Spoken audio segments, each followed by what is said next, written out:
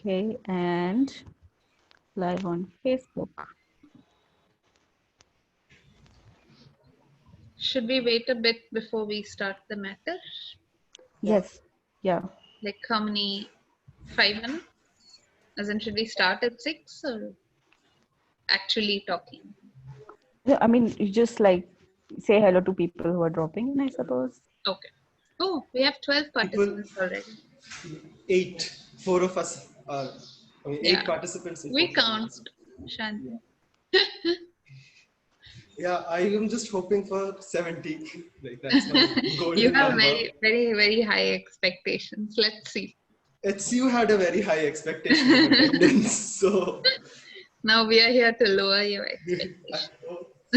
presidency had even higher. Presidency used to have like a 76%, like 75 wouldn't work.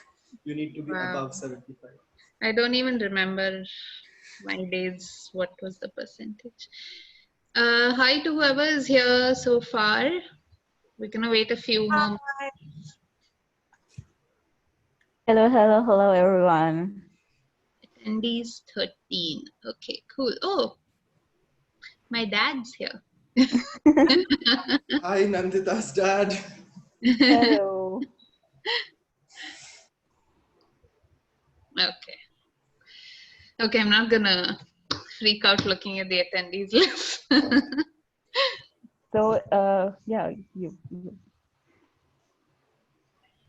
Okay, so far so good. I think we're live on Facebook also. Yeah. I'm Does just somebody gonna want to tweet check? that to people that we are live on Facebook.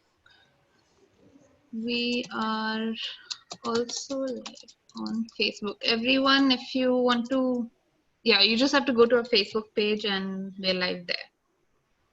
Shall I share the link of the Facebook page? I'll do that. Yeah, actually, that makes sense. We can start sharing the links also, whatever links we have to share, right? No, we'll start sharing slowly. Okay.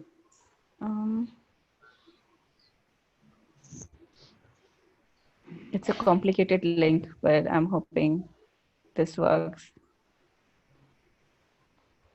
Oh, actually, the Facebook link is also just facebook.com/lifeofscience.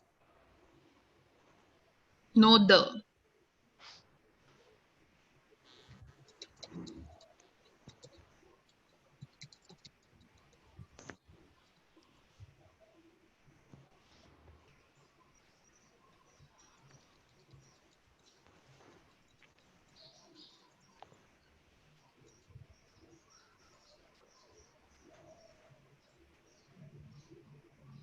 Okay. Yeah.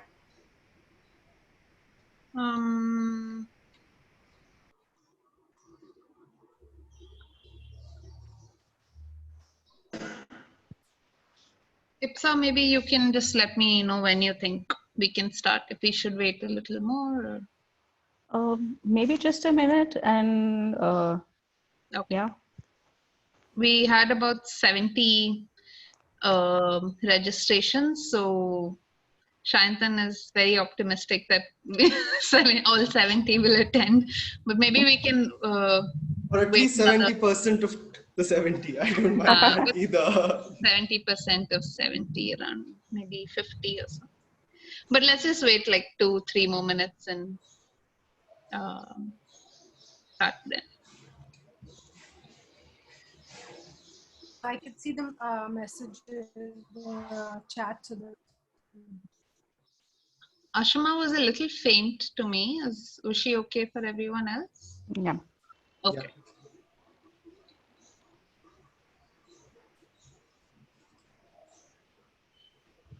It does say hi. Yeah. Hi, Smita. Oh, hi, Smita. I'm not sure if this is. Oh. This is Smita, not Smita Jain. This is another Smita. I think it's Smita Hegde, maybe. If it is Smita Hegde, hi. Whichever Smita you are, hello. Hello. Hi, Vishu. Hi. Hi, Kanchan. Welcome. Vena says couldn't hear Aashima very well. So Aashima, maybe speak a little louder. Or, She's just trying her Okay. headphones on. yeah. Yeah, I think I'll do this. Kanchan's first time here. I guess it's also our first time, at least mine. Definitely my first time as well. Hi, Kanchan. Okay, First time on Zoom. that's not a bad thing. Well, I can't say that. We can start, Nandita, I think. Yeah. Okay. Everyone, 3, 4 of us good to go? Yep. Yep. Okay. Hi, everyone. Thanks for coming on time. I'm really happy that we got 20 plus attendees on time. Maybe in the next few 5 minutes, 10 minutes, we'll have more. But yeah, hello, good evening, and thanks for coming on a Saturday evening for our first ever webinar, which means that we don't know how good we are at this yet, but you trust us. So, so we basically, for us, this webinar is an opportunity to let you know what we've been up to. We've sort of been a little dormant in the past few months. We called it off season, so we've not been publishing much. We've mainly been doing the housekeeping, the very important housekeeping necessary to go into season 5. And now for the past month, a little more than a month, we've been full on into production mode for season 5, which begins next week, July 3rd, if all goes well. So this is an opportunity for us to just reach out to you and let you know what we are going to be doing for the next 6 months, which is season 5. Before we launch into it, I have to thank STEM peers who have very generously sponsored this webinar, given us access to their to all the techniques that we could require for this. Thanks to our friends at STEM peers, and also yeah, so I think that's all the messages that I wanted to get out of the way. So the reason for us, this sort of engagement with all of you is really important, because this community of readers that we've built up over the past 4 years has everything to do with why we are still around. Even though we have never had any sort of steady fund flows or any affiliations, somehow we've been hanging in there and able to produce season after season with you. Crowdfunding has been our best friend, so naturally we have this huge group of supporters around India, around the world, who are not only giving us rupees but also keeping our morale high and reminding us that this is a project that everybody thinks is worth sustaining. So it's really important to us that you know what is going on with us and what we are doing, and we thought that this is a good way to do it. In a way, for us, this online gathering is nothing really new, because in all the years of our existence since 2016, we've been a remote team. We've never had been working together physically, except for, you know, very exceptional circumstances, like if we're all invited to a conference or somehow find ourselves in the same city. So it's, I mean, in a sense, what you're going to witness is just another one of our team meetings. Only this time we have an audience, and I think we all look a little more fancy than we usually do. Yeah, so I think that most of you attending will probably know at least a background of what the lifeofscience.com is, so I don't want to take too many minutes talking about our background and our what we are. So let's just launch right into the juicy bits. Of course, before we talk about season 5, it's important that you know who is the team behind behind this upcoming 6 months of content that will start soon.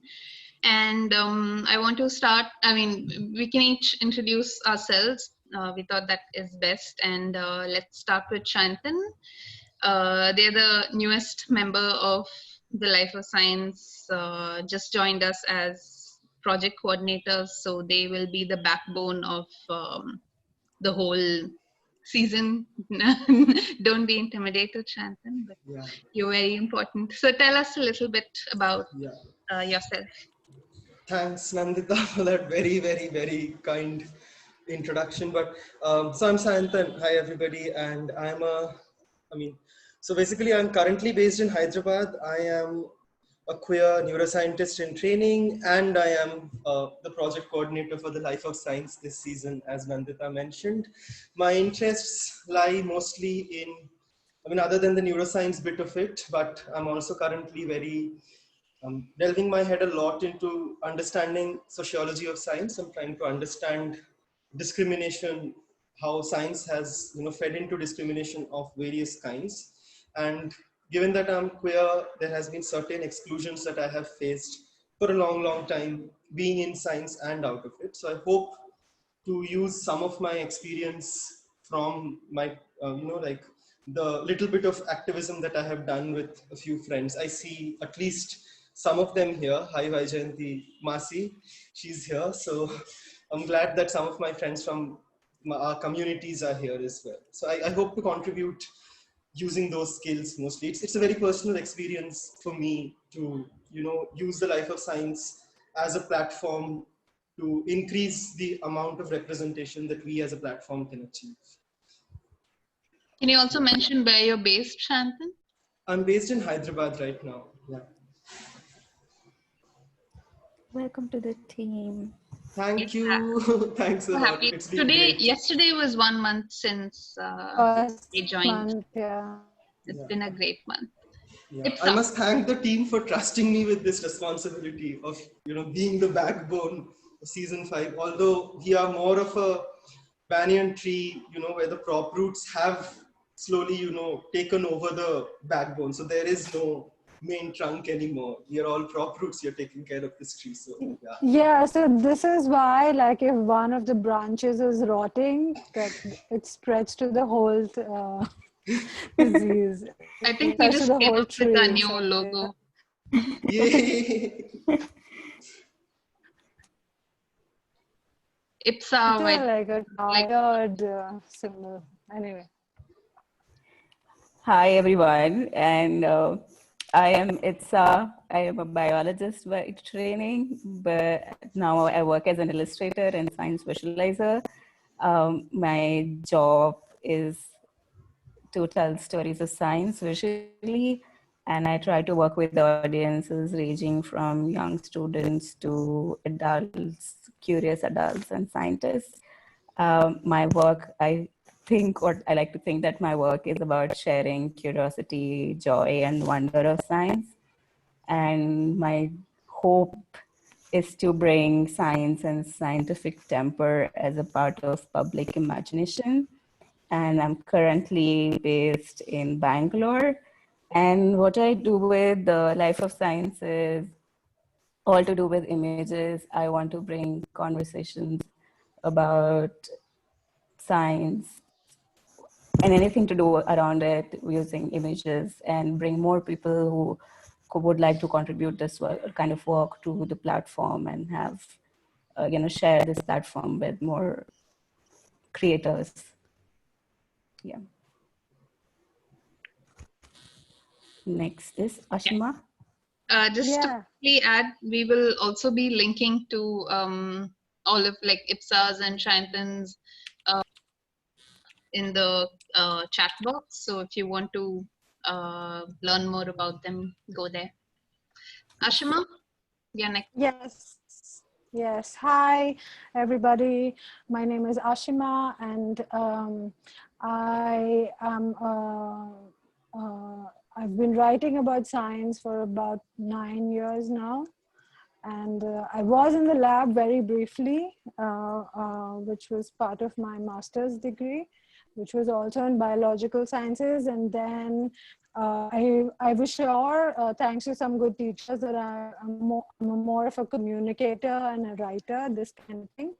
So yeah, I studied science communication, and about 5 years ago, or has it? It's only 4, is it?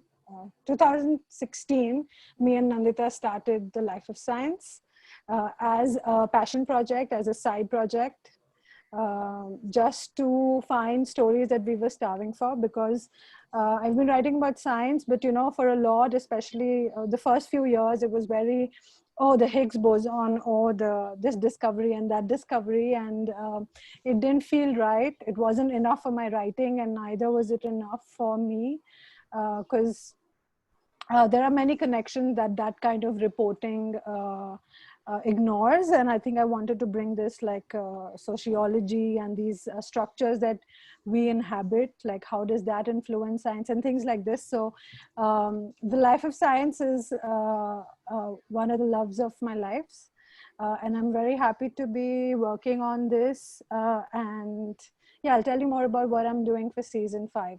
And I'm based in Himachal right now, in Palampur, which is, if you don't know it, like a smallish city in Kangra in Himachal Pradesh. Awesome. So lastly, it's me, Nandita. I was one of the co-founders of the Life of Science with Aashima in 2016. We started this as a small, kind of a pet project that we thought we would do on the side while we went on with our freelancing or whatever else we had going on in our lives. But then then the banyan tree started forming, and now we're rooted. So I am also a science writer, and I also call myself a storyteller because I really like telling stories, especially to kids. I've written a few children's books and worked as a journalist for a few years, first with the National Daily and then with a children's science magazine. Before starting the Life of Science. And now I also I'm based in Mangalore in Karnataka, and I'm also helping setting up a children's library, which is something very exciting besides season 5 that's happening in my life right now. Okay, so I see that Ipsa has disappeared and Sayantan has got dark. And yeah, so that's something to do with my computer. As time progresses, I'll become more of a silhouette till I merge into the background. But yeah, I should be there. Okay, that's okay. And Ipsa's back, so that's great. So welcome back, Ipsa. Yeah. We're still getting used to this platform, so all the jitters. My internet decided to say bye-bye to me, but I'm hoping that you were able to converse without that. Yes. Okay, so now that we're done with the introductions, let's move on to what we're here to discuss, which is season 5. So, what we do is Ipsa wants to say something. Mm-hmm. Yeah, I just want to say that I saw that some people have raised hands. Please write your comments in the chat box, and if you have a question for us, write it in the Q&A section, and we will address it at the end of our conversation. Yeah. In the bottom, you will see chat and Q&A. So Q&A, you need to click on Q&A if you want to ask a question. Okay. So so how we have been going on is every year we produce content, and then we take a short, a few months break to do the homework for the next year's content. So each of this block of each of these series we call a season. So I think roughly putting it, every year we have one series, and this is our year 5, and so the 5th series is beginning, which is called season 5. And for those of you who have sort of followed us for the past few years, you will probably know us as a platform that has been profiling women scientists, contributions of women scientists around India, and highlighting these virtually unknown faces So that is what we sort of gained fame for. But what we actually wanted to become, and I think we are slowly becoming, is this platform where we become, where we can, through the stories of scientists, through the stories of scientists from different backgrounds, from different minority communities, tell the tell these stories and narratives of Indian science that we don't usually come across when we read, you know, our biographies or our grand epics of Indian science. We don't. It's kind of like this side that nobody wants to talk about much, because it can get quite ugly, and it as ugly as society can get itself.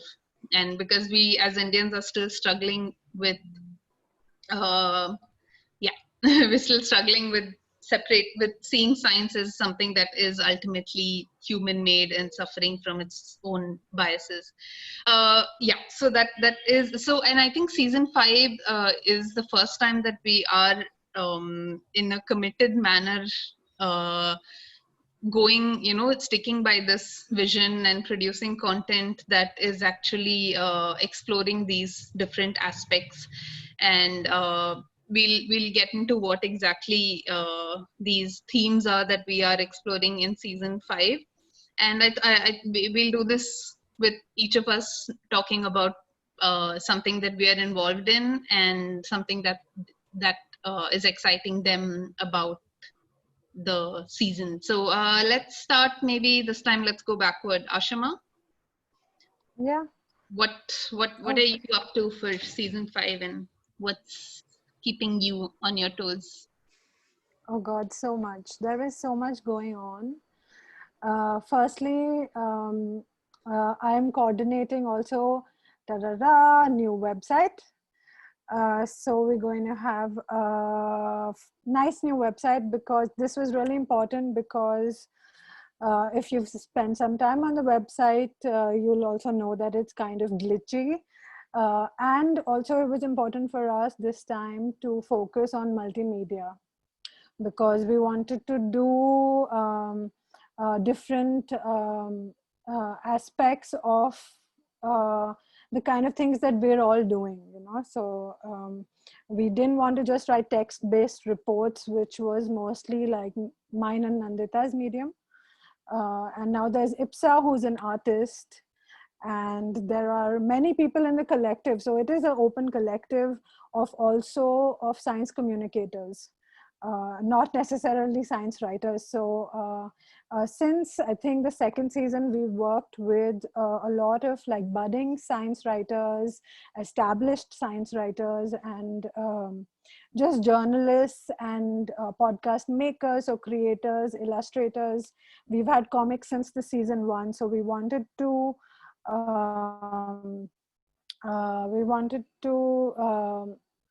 you know, like have the website be fully functional multimedia. I don't know how much we can you know, be true to that multimedia vision that we have. I think it goes far beyond what's practically possible. But for this also we have to thank Stempiers, because the new website making is also supported by the Stempiers community, and one community helping another. That's really great, and this is really nice, and it's also fun to work on this website because so many exciting things coming up. And about the content, like yeah, there are several things that I am focalizing, which one is specifically the podcast. And we have planned about 6 to 10 podcasts this season in the next 6 months. And I thought of this one to be the more lab hopping part of the season, because you know, it's like a callback to what also has happened on the Life of Science. So it will be a people in physics podcast, most of it at least, which will you know, be reports about and profiles of some of the amazing women physicists that we've met recently. One is working on time, and one is working on this thrust area of quantum mechanics, and many others who actually have done such great work, but their work seems to be acknowledged only internationally and not in India. And this is something that they told us, yeah, like I know this work that I have done is important, but somehow like no one's talking about it. But I have won some awards, but they were not from India. So we want to do that with the podcast. And yeah, then there is also some science education pieces and sociology and science pieces, some ideas that I have that I would like to work on in the future, but I won't, they're still half baked, so I won't share so much about that. There's also zine coming up. Yay! Zines. We wanted to do that for some time. It'll be a first zine, and Ipsa's going to make it. And yeah, it's really nice because a lot of TLoS work is collaborative. So everybody's bringing like some aspect. And I recently wrote one like short piece of like poem text thing for this. And yeah, I was so happy when I sent it and people liked it, which is about women in COVID. So of course we have to talk about that, right? The big virus in the room. And I think that's like it. something multimedia also, I mean, apart from the art aspect, we're also bringing social media into it, because the zine is loosely based on a thread that we did on Twitter, which was tracking the different ways in which women were contributing during this time of crisis. So there was a lot of interest in this thread, and we thought that we should yeah, explore this. So it, I mean, I feel I'm quite proud of that we're finally doing some semblance of multimedia that we keep hopping on about for so many years. yeah. Ipsa, but why don't you tell us what you're up to? Yeah. So like Aashima and Nandita mentioned, so I'm working on a zine, and so I've made a lot of zines over the past year, and all of them have somehow been very focused on science aspects. And this is one of the zines where I got to sort of work with my opinions, because zines are essentially, freedom of voice. And so that's like a new experience for me in some way. And like Nandita already gave away, it's based on social media, so which also my doubts about how this conversation on social media helps. And so this sort of, lets me think and contemplate about that idea a little more. And the other thing that I'm really excited about is the SciArt series. So this is like a very personal agenda that I got to sort of share on TLoS. So a lot of students, I interact with a lot of students and a lot of peers within, the scientist community who are trying to work as science visualizers or illustrators. And, and I have always felt that our niche is very small, and also the kind of things we want to do ends up being very small. So I want to push the boundaries of this idea of what SciArt can be. So I've sort of picked representatives from within the country and outside the country who have sort of pushed this bracket of what does science illustration mean and what does SciArt mean. Is all of it necessarily science communication? Does it have meaning independent of its context in science? And so I have always had these questions. And so with these series, I sort of get to talk about these ideas with other people and listen to their voices and share them with you, so that maybe you can have your, develop your own opinion about how you think about art, how you think about science illustration, and how do you think about their space in the bigger sphere of science communication. And this is also hopefully going to be a multimedia sort of endeavor. We'll have some interviews with lots of images and some videos. And yeah, I'm really looking forward to how this shapes up. Ipsa, And can you really tell us a little more about why is it so interesting? I mean, what is SciArt to somebody who hasn't given a lot of thought about it, might sound like a pretty simple thing. It's just science, art. So what is the conflicts that are there that made you want to expand this into a mini series? Yeah, so I mean, this comes from my interactions with students mainly. So I do end up giving a lot of workshops. And when I say students, I'm saying students because these are PhD students, and to me, they are my peers. Uh, so, uh, so I interact with them a lot. And when I do these workshops, I realize that the idea of science illustration is very sort of confined to making a pretty version of a figure, and or illustrating the scientists, like their portraits and something like that, and very or very directed towards science communication, like a infographic or a poster or something like that. And while these are all important things and we need them, I have been looking at other people's work, and I realized that the meaning for the space for science illustration itself can be like far more broader. And so of course this is personal bias and my personal opinion, and because I didn't want to inflict that, I'm bringing other people sort of to talk about it. So yeah, so that's really the space where I come from, where I want to change this, like even with our careers, we think about science career like academia. So somehow I feel like there is also this blinder about what science illustration is, and then even in bigger envelope what science art is. So I just like want to do this to the blinders.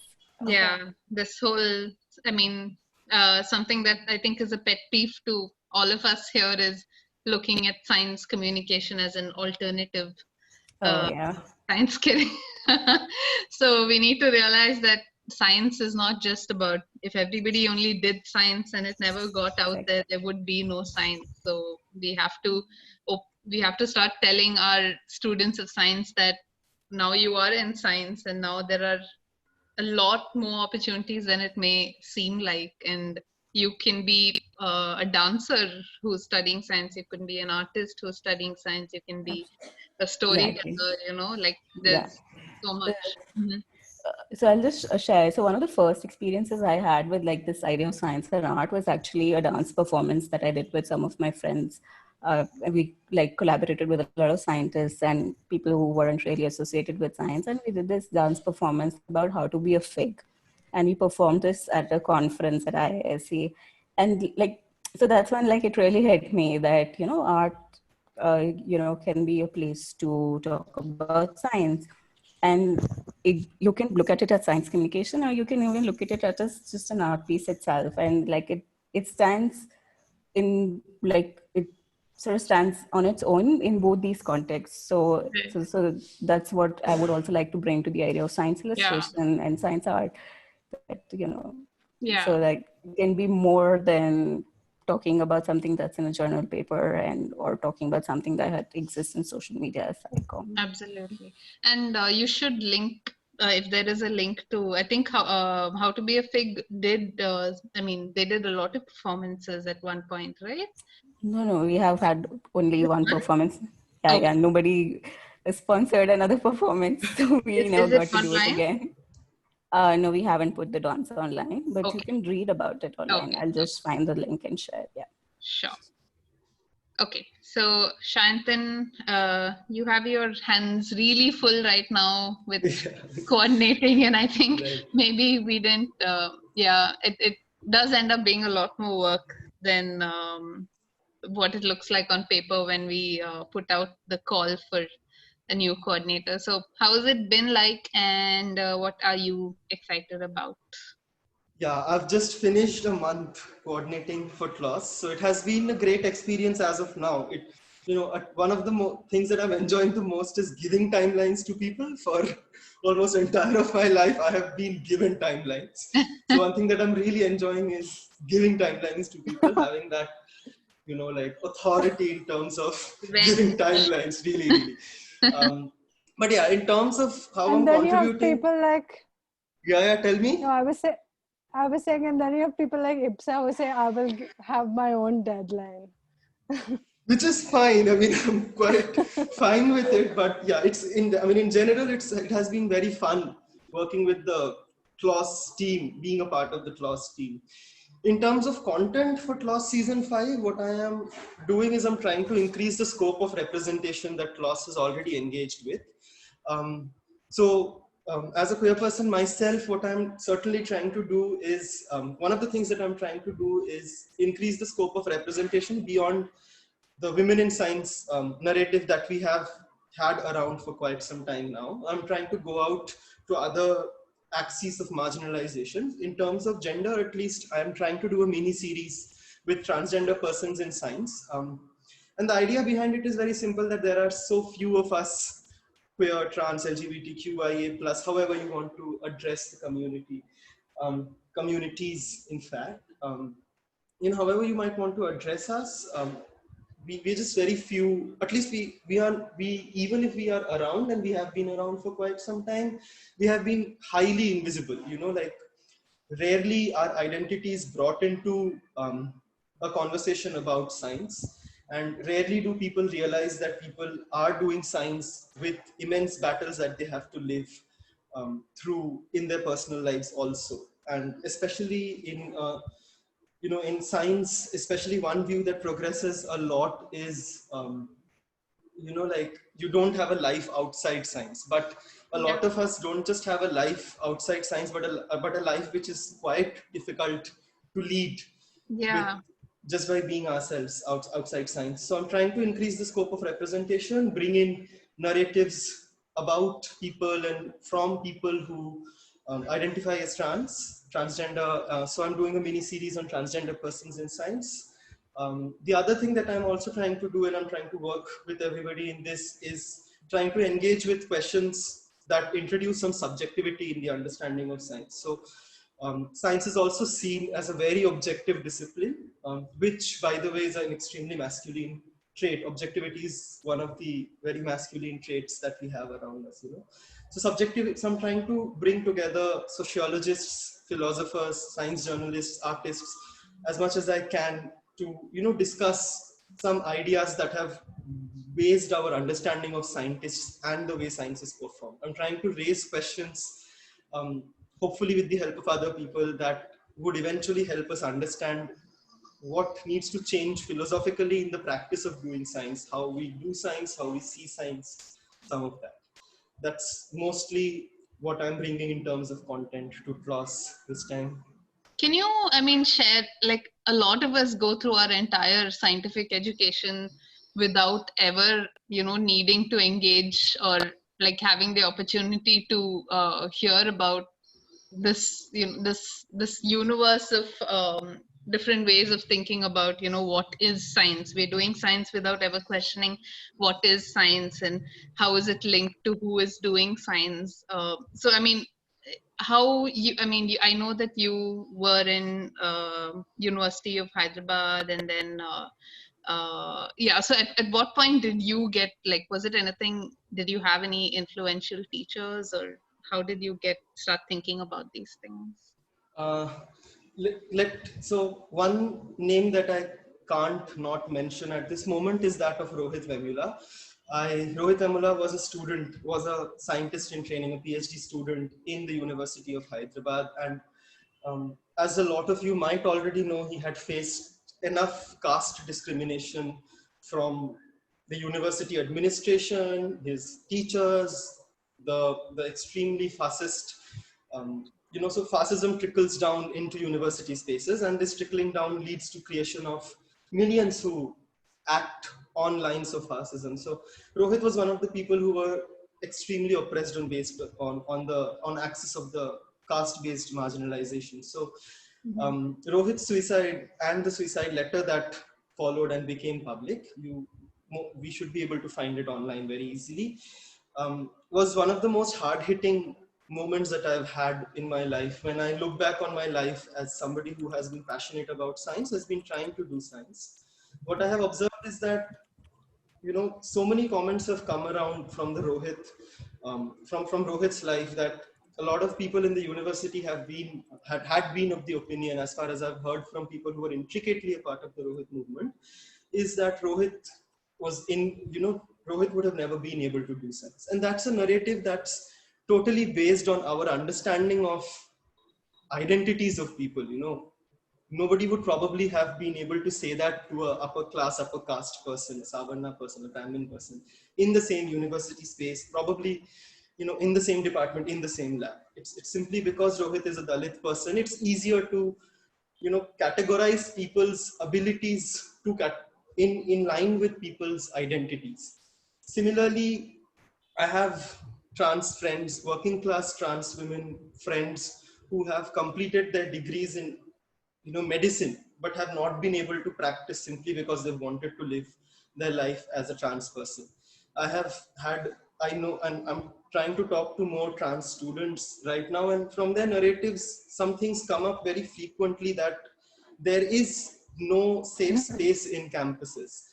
So in the University of Hyderabad, for example, whenever we have tried to raise questions about making the university a safe space for trans persons, and trying to get more trans persons join the university, one answer that always comes from administration is that we will, let there be one trans person in the university, and we will certainly try to, make everything. We bring up gender neutral hostels, gender neutral washrooms, and everything that a trans person requires to be safe. But you can't build gender neutral washrooms and gender neutral hostels overnight.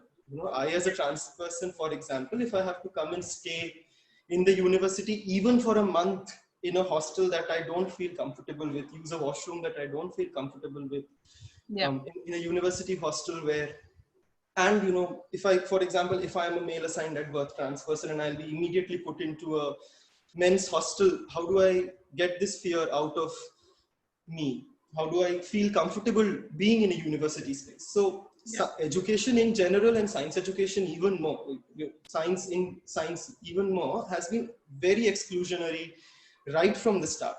So when I think of these things, I have realized that it's important that we start these conversations on a much larger level.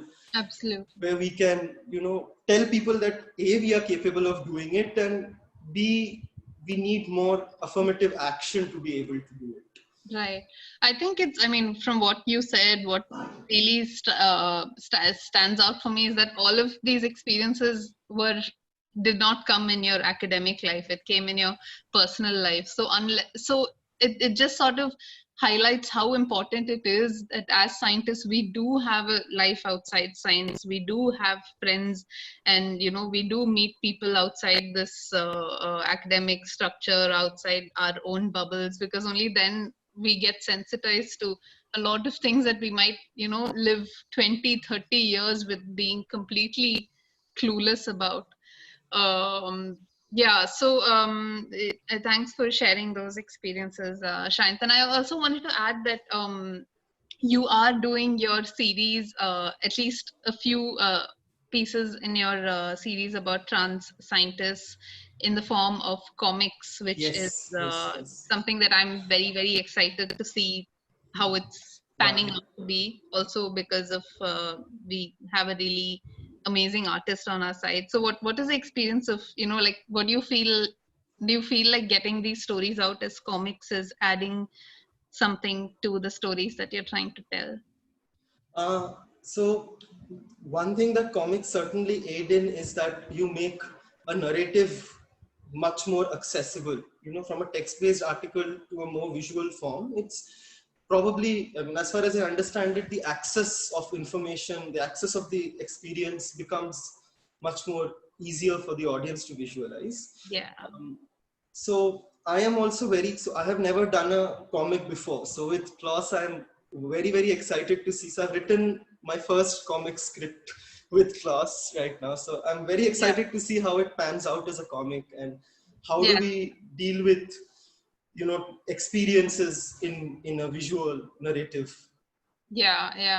And I think, that's one reason I'm really glad we have Ipsa on our team, because it's pushing us to make the artist not just like this, side piece who executes our orders on how you want your words visualized, but really the center of creating whatever we're doing. So I can't wait for all of you to see how that goes. On that note, I want to transition into our new segment, but we are, as you probably can guess, dealing with a lot more ambitious Hey, and controversial what topics. about your contributions? Yes, Nandita. You have to talk about your own. Okay, so oh my God, am I not contributing? I think, yeah, I kind of have been not too much present in the first month of production, so it feels this way. So I am doing one piece which kind of does not fit into any of these themes that we've talked about, but everybody is enthusiastic about it, so I'm doing it anyway. I'm doing a feature on natural building, which is basically a more sustainable way of building homes. And I mean, it's kind of this really old, what we used to do for the past 1,000 years, but suddenly got replaced by concrete in the past 100 years. There are people trying to revive and trying to make sure that that the experts in these building practices are able to continue doing what they do, and maybe we can envision more better forms of less damaging, environmentally damaging ways of living. So Aashima is somebody who is building her own mud house right now. So she knows a lot more about this than I do. But I really want to. I'm fascinated by this also, and interestingly, there is a science to it. This is not, there's a lot of modern science that is looking into how mud building, what we know as kacha houses. Yeah, Aashima? Yeah, no, I just, since you said modern science, of course there's modern science with people like putting these like techniques of, just say testing the strength of bamboo. But there's also a lot of like people science that we've known for millennia, that clay is a substance that absorbs water and then retains water and then it lets it go. So there is a lot of also traditional knowledge in this. Absolutely. And there is amazing things you can do with the combination of new things and using the old techniques also. Yeah. So I mean, unfortunately, unless there is, modern science and modern publications, nothing is taken seriously now, and nothing is documented. So that's why this partnership between scientists and these and on ground artisans, the workers on the field, is really important. And I happen to hear of a few scientists who are doing this, and they all happen to be women. So I thought, okay, this is a story, and I don't know yet. I'm yet to delve into it properly, but it's something that I will be working on, women in natural building or something like that. So yeah, that's one thing. And I think a lot of my other contributions are behind the scenes. Editing my writing is like a nightmare. So anybody who does that is contributing majorly. Yeah, behind the scenes is important. So what I wanted to say is that we are doing a lot more I don't know, I mean, a lot more we're going in depth into a lot of issues that we haven't done before. And talking about gender is bad enough in India. I mean, it's enough controversial enough to just bring up the gender question. And when you bring up caste, and when you bring up questions of what is gender, and the non-binariness of gender, it becomes too much for people to swallow. And we are expecting some backlash, which is so I mean, and it's not that we're completely new to backlash. So for this next segment, we thought that we would look at some of the critiques that we have got, which I think Aashima will take over from here. Yeah. Yeah, go Aashima. Okay, so So we were, really talking about, so in this webinar, how are we going to talk about like the spirit of life of science, like what is it? Because as you have just heard, there is like, we are very different people and we're doing like very different things, and we're to season 5, we bring very different set of experiences and realities. But there is something which is common, which is this political persuasion that we have, um, uh, this definite intention to see science be less in silos and open up to open it up with many different dimensions. Because there is a crisis right now, and we all, the common thing between us is that we have become disillusioned with that water of the fishbowl, which is the patriarchy, which is in the case of India, a Brahminical patriarchy, which is, if you don't believe these stories that are on the Life of Science already, or that are going to come on season 5, you can go, because, the science people always want data. Right, so you can also like look at different critiques that have been written, studies that sociologists have done and recorded, and also you can look at the statistics of how real people are represented in a country. You can look at award lists, you can look at how many different identities hold faculty position. For some people, like trans people, there is no even a policy of segregating gender and sex in our country. This is how we're collecting data. So Indian science is completely gender blind, and so is other science, but we're looking at Indian science specifically. And the thing that is common between all of us is this will to take action and have the cultural discussion with with everybody, have the cultural discussion about what's really going on, and why are so many people not being able to turn fear, and what has that really made of what has that made Indian science. And we don't think it's a very good one. We don't think it's very accessible one. And we'd like to change that. And so it's science media, but it's feminist science media, right?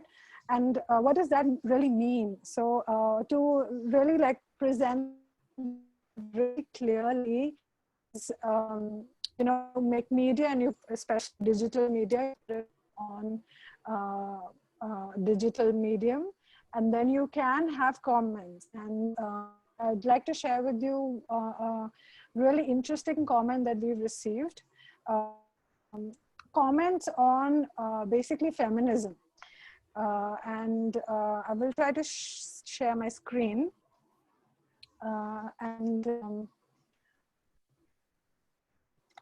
Oh, host disable attendee screen sharing. Ipsa, can you hook me up? Ipsa, we can't hear you if you're speaking something that is. Maybe can you send me the file and I can share it from my end? Yeah, it's actually just the link to this post. It's actually not a post that we wrote. It's a post that we cross-posted. And so it's, here's the link. Everybody can get it. Sorry, but not work. The link you shared is something that we can't access, Aashima. Yeah, try the next one. I just sent it. So, in the meanwhile, while we are figuring this out, I would also request everybody who's attending to please make a note of all the glitches that you see happening. One of the reasons of this webinar is to get familiar with the idea of the platform and how do we do a webinar. So, I mean, it's very expected that we'll have glitches. We want you to take a note of it, put it up in the chat box, Q&A box, wherever, so that when we have the cool stuff coming up, we don't lose it. Yeah, so you have the screen here. Hopefully, all of you can Yes. see it. Yeah. Yeah. Yes. Go ahead, Aashima. The floor is Okay. yours. Thank you. So the floor is actually not mine. It's belongs to Mr. Orange, whose email, of course, we have but won't really reveal. And this is a comment. Can you scroll up, Ipsa, to this article that we cross-posted, which talks about feminism. So there's also a little bit context to this. That we chose, me and Nandita, I think, decided to post this because on our like lab hopping journeys to talk to Indian women in science, and we often heard them, the women scientists themselves say, no, I am not a feminist. Not a lot of them, but we heard quite a few, and this kind of was very interesting for us. For obvious reasons, and we wanted to like probe it further, and also when we probed, we realized, yeah, Nandita.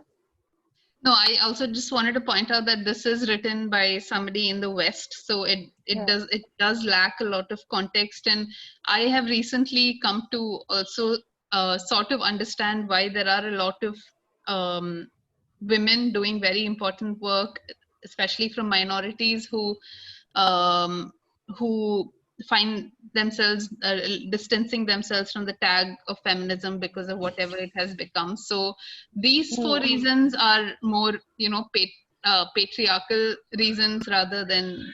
I mean, I don't want to discount that there are other reasons, probably a lot more valid ones, that people don't describe themselves as feminists. Yeah, I mean, I think the article speaks to like, people mostly from the upper castes who are in a very privileged position, and they are very like obvious reasons. So there are 4 reasons why this author thinks anti-feminists are wrong, and she provides a reason for it and the misconceptions that go with it. So there's things like feminists hate men, feminists say women are weak, which is not true. Yeah, you can go through the article. Yeah, you can go through the article. So I'll just read a comment we very recently got on this piece. And I'll just add while I'm talking, I'll just like point out the problematic and tropes, like sexist tropes that I see in this comment. Orange says, what a shitty piece of writing. I've worked with 3 female demons with feminists' mind in their miserable, insecure world, or maybe feminist corrupted minds. So there's a suggestion that feminism corrupts minds. I have 4 sisters. As the only guy in the family, I love and absolutely respect them. Yes, as a guy, according to my culture, I'm left with, so now your screens are here, but anyway, my father's responsibility. Wait, I have to like really read this properly. Sorry. So I cannot get rid of that. Okay. So he explains like why he really thinks so, and his position is that he is one brother among 4 sisters in his family, and he, because of his culture, which he derives from, of course, the environment that is around him, that he is the one that's left with a father's responsibility. And what this responsibility is not clear. But it seems that a father has the responsibility of bringing the money home, or bringing whatever this idea of what the man provides in the family, which is again problematic because they are all married. Of course, marriage is this big patriarchal institution that is used to further the point that he's making. And I'm left alone in the family. Whenever there are big family decisions, we all unite, and we have brought in our extended family, which additionally has 3 girls and 1 guy, and together with them, we have been super unstoppable. Each of us know their role, of course, the role of each In person, which quotes. is in quotes, which is Yeah. obviously very gendered. We know that what he means by their role, he means gender. When united for duty, and it's only insane to expect sisters to do very heavy lifting beyond their natural limits, because yes, men are born naturally stronger and muscular than women. We exploit these gifts for the family team. So I'm sure, like, especially the last line angers a lot of muscular women, you know, who want to have a muscular body. And also those who are born men, born in quotes, but are not really women. So there's also this complete disconnection of sex and gender here. And there's also, And, this is also, I mean, completely disregarding men who are not muscular. It's setting a standard for what a male should be, and it's also, it's ableist. There's a lot of problems with it. Yeah, and it has all lots of like this. Like, we could also talk about the genetics, like what proves that men are naturally stronger. Like, that's also in contention. And then, of course, there comes feminism and feminist stories. I'll take only one though.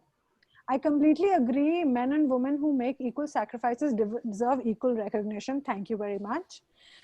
She is absolutely Measure unreasonable. sacrifice.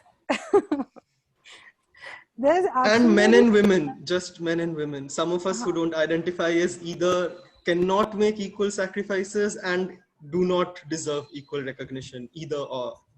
yeah, and do not exist. There is complete erasure Exactly. of genders. Yeah, but of course that's because of culture, right? We can always say add culture there. She now, I think from here on, who he is talking about is one of the female demons, that the aforementioned female demons, sometimes called churel,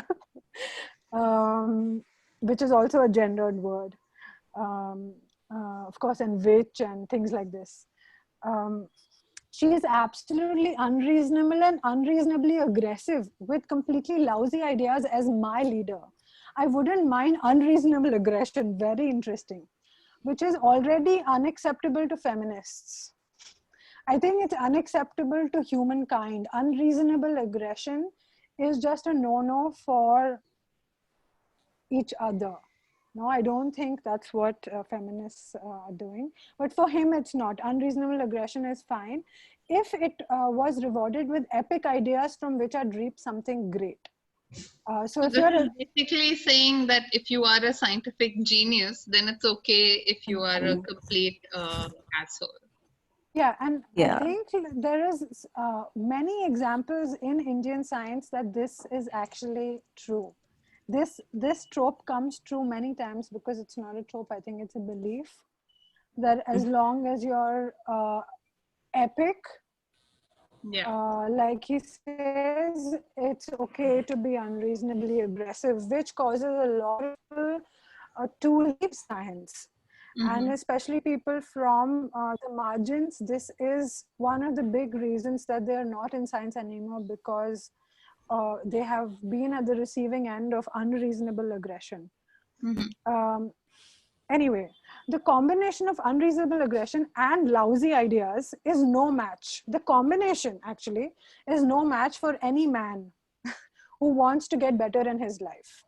And one thing I learned with all these field ineffective, I'd say useless as well, execution, is that in her head, she's trying to prove to the world that women can be as aggressive as men, if not. Her research group is miserable and extremely ineffective. She can't keep good and dreaming students because she always pees on them. And whenever they're at the end of the project, she has fucked up the relationship always, and she learns nothing. I think this Maybe choice of beep words. things out. I don't know about this. Oh, sorry, beep. Go back in time and beep that. I think these also this choice of words like pee and this is It's to also show, like a the signature thought of of a woman peeing is, supposed to be vulgar. Like it's not some, I mean, yeah, it's just to show how low she is or whatever. It's interesting. Yeah, like because body parts mean the fixation to body parts is derogatory or something like that, and masculinity, colloquial masculinity, and I mean, of course, this person might be, not a good PI, but that's not a gendered solution. It has nothing to do with feminism. And one thing that we might want to mention is that often, I mean, it's an observation that often people from marginalized backgrounds are called out more as aggressive PIs, as horrible PIs, and it might have to do a lot with, the threat, how men suddenly get threatened when women and other oppressed identities get positions of power. So it has been, I mean, it has just been a personal observation from my side, and it's open to debate. I would love to hear experiences from other people about what they think about this observation, but I'm just putting it out there. Yeah. Yes. In my time, she had 4 master's students, me included. Only one was supposedly gay. Don't know what this has to do with the rest of the thing. And always hanging around her finished with his lousy MSc project. Frankly, I do it in less than 8 months. Of course, he is better than this gay person. And the other 4 is astray. In the process, she is competing with, very interesting, she's competing, this female demon, with very strong groups of men leaders. And as long as she continues this way, she'll never get a chance. She'll never get anywhere close to them. She stands no chance. They know how to build a group. But I guess feminism is only teaching her how to pee on her students who happen to be her tools to prosperity and never care. I ruins her chance to excel unless that's what women in power is all about. It's really not. And I really don't know why speaking of feminism calls for this reaction to defining what women in power is, and why women in power is such an abstract idea where we are trying to guess at what women in power means. It's abstract and it's also antagonized, right? I mean, we don't usually antagonize power so much as we antagonize women in power. I mean, that's something that again is a very personal observation. I have seen people be extremely nice to power, that, administration and masculine power that is all around them, but suddenly a woman reaches a position of power, suddenly a person, a Dalit, Bahujan, Adivasi person gets to a position of power, and suddenly people lose it. So power versus oppressed identities in power seems to, it's, the balance is certainly skewed. I mean, yeah, and there's, I think this has been studied that if you are a minority and you have to compete in a system which is highly patriarchal, extremely hierarchical, and there is many different biases at play, that it puts you in this light where you have to try to fit into a man's world and be like act like a man, which is itself extremely shoving people out who do not have those faculties. And it's also a divorce to people who are just not aggressive by nature. And it's, I think what I'm trying to say is that like if you're trying to like warp this identities, these gender, etc., class and these kind of things in a setting, then and you bring something like, if a woman has to be a man, then you don't have playing field anymore. It's not an even playing field. And of course, when a woman is bossy and is assertive, I would like to use the word assertive, it is considered, of course, wrong, because a woman is not supposed to be assertive. There's also their role comes into play, which is more submissive So a woman cannot be a woman and survive in the system.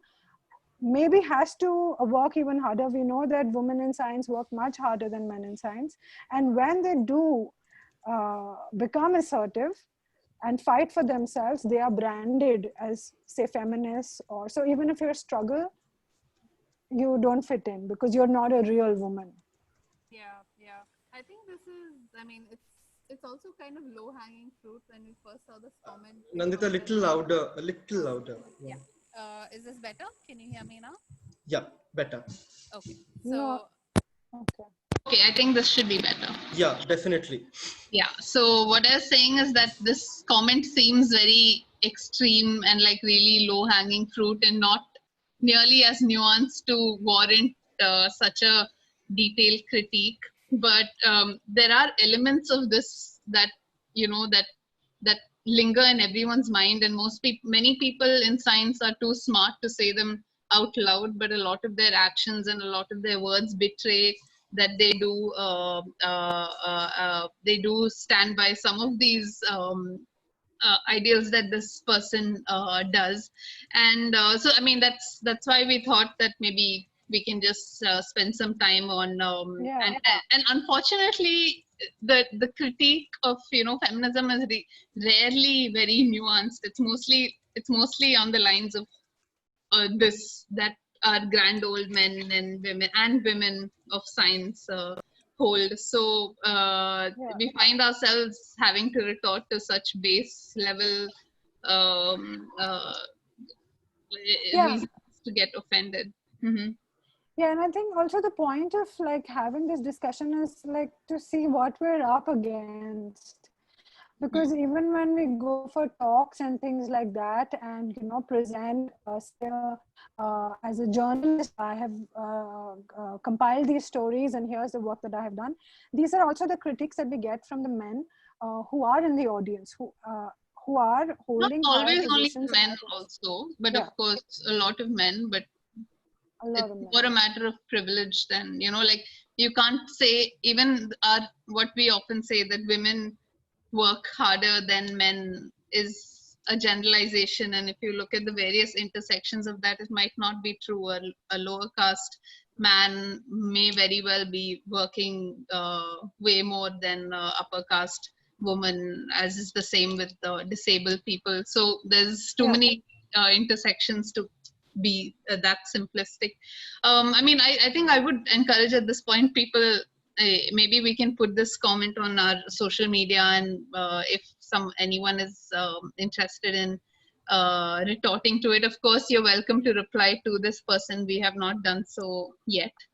And yeah, on that note, page already 11 minutes past 7. So thanks to whoever stuck with us for a whole hour, and totally understand that it's dinner time and we've got to disperse. This was fun. I mean, we deliberately didn't over prepare for this, so it may have seemed a little vague and unstructured, but there might be some value in that also. We are planning another webinar which hopefully will be a lot more valuable and structured, and feature some really interesting voices to talk about the concept of scientific genius. This is something that we're really working towards, and this session was a chance for us also to get comfortable with the medium and moderating and all of that. And nothing very disastrous has happened technically, which is my greatest fear. Any mistakes we may have made in what we said is an opportunity to discuss and evolve ourselves. So please do. I mean, there's no questions in the Q&A box, so that's why I do see one hand raised up though. Can the person put up the Q&A in the Q&A box or the chat box quickly if you want it to be addressed? Yeah. A few people have pointed out that we have gone on for too long, and most people can't stay beyond 1 hour, which is good feedback. Yes. Also, if you want to take some time, look at the recording that would be available soon and get back to us about the feedback. I have also put in a lab hopping ID, which is the Life of Science ID, the lab hopping @thelifeofscience.com. I have put it in the chat box. Please do not hesitate to send us critical feedback, comments, suggestions, Yes. Yes. Openly. We would really want that feedback. Yes, and we'll also be linking to our crowdfunding platforms, and we want to send out a huge thanks to India Alliance, who have given us a grant for season 5, because of which we can pay our collaborators and contributors a much better honorarium than we could have otherwise afforded. But we still have our crowdfunding platforms on, because that's the only way the 4 of us who are working on this full-time can get something like a monthly stipend. So if you are in a position to contribute, please do so. Links will be there.